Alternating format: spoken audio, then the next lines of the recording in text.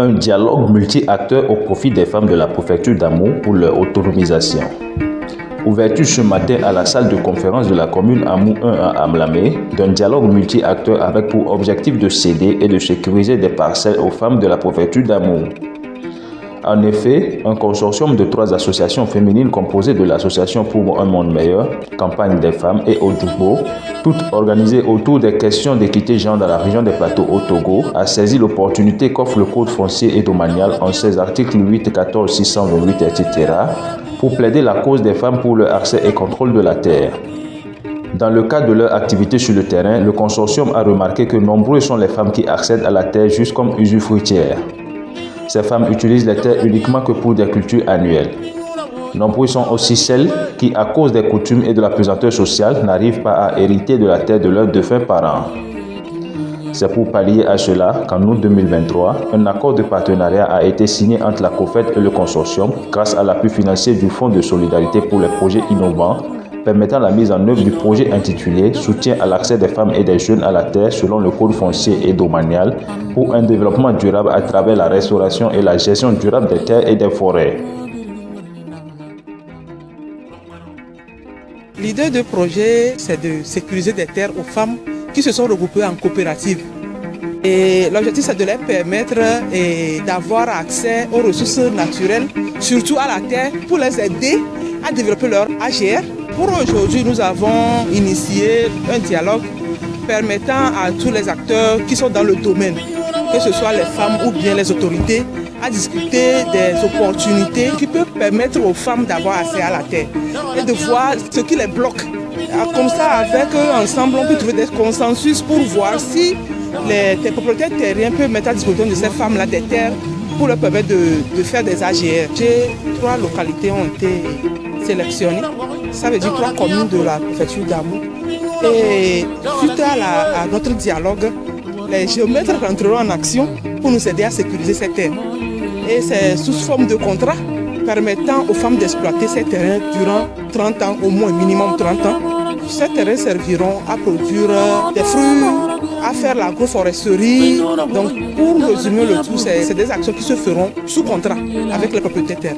Oui, après cet atelier, le consortium prévoit faire le reboisement et fertiliser aussi les sols à travers les plants fertilisants. Au cours de notre projet, il est question aussi de discuter avec les agents de l'ICAT pour aider les femmes à trouver des plants qui n'auront pas une trop grande durée de vie pour produire. Par exemple, les orangers que le projet prévoit mettre sous terre ont une durée de 3 ans pour produire. Donc ça va leur permettre d'augmenter un peu leur capacité financière. Ça veut dire d'ici 3 ans, ces orangers vont produire, les dames vont vendre et essayer de revoir leur situation financière. Après ce dialogue qui a permis de lancer les bases de ce projet, le consortium prendra attache avec des propriétaires terriens dans les jours qui suivent avec l'appui des autorités locales afin de continuer le processus de mise à disposition des terres aux femmes et aux jeunes.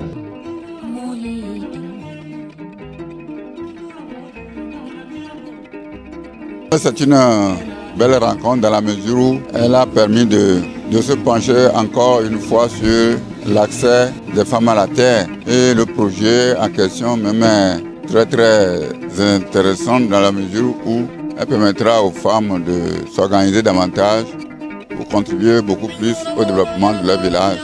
Et c'est très intéressant dans la mesure où les projets qu'elles ont présentés permettra de créer même de l'emploi et de participer activement au projet de reboisement du gouvernement, c'est-à-dire celui de planter 1 milliard de plants d'ici 2030.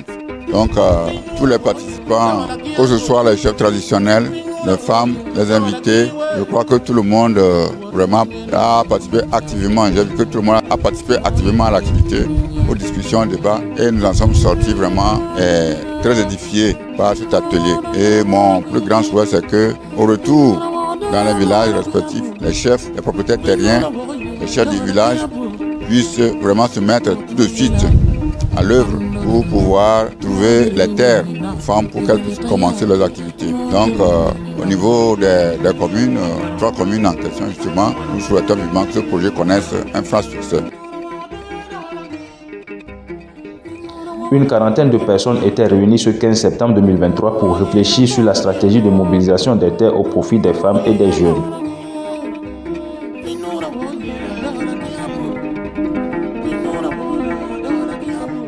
Je suis très contente, très ravie de ce projet qui est venu à point nommé pour nous réveiller encore sur les droits et les devoirs de la femme.